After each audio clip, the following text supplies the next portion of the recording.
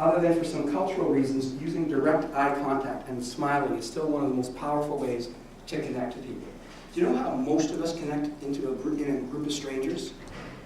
If you were to enter this room and you knew no one and you sat down, do you know what the most common way for you to connect to someone is? A complaint. Weather, traffic, kids, politicians, doctors or nurses or hospitals or whatever, it's around a complaint. And everyone says, oh yeah, I agree. And then they start laughing and talk, oh yeah, and it's around complaining. And so if you were to walk into the room and be the bubbly person, hi, how are you? I'm so excited to be here. They'd look at you and say, drugs. And so you've got to temper this stuff. We are suspicious of overly optimistic people. Isn't that interesting? Anyway, so direct eye contact often says a great deal more than the bubbly thing or the complaint thing. But the other thing is about space, and this is very cultural. My first book was on self-defense. And when I first go into someone's room who I don't know very well, I always stay farther than arm's length away so they feel safe.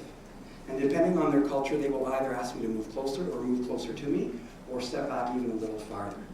There was a study, I don't know how you get money for this, because I'd like to do this for a living.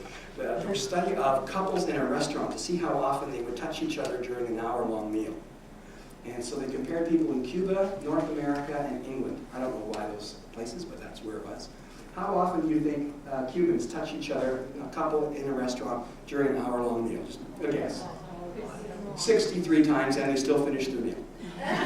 Which is kind of neat. In North America, Canada, the United States, 3. England, 0. And so culturally, distance is a huge contributor to comfort for people. So I always start with farther than arm's length away so people don't feel intimidated. If I sit down with you for a 10-minute conversation, it will feel the same as if I had stood for a half an hour and had a conversation with you. Just by the sheer act of sitting, we give the impression that we are spending more time with people. So when someone says, all this communication stuff is fine and dandy, I just don't have time, that's actually not true.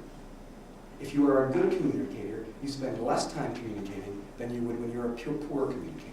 Because if you're a poor communicator, you're going to see problems, more and more problems that you're going to have to deal with either directly with family and patient or with colleagues and others.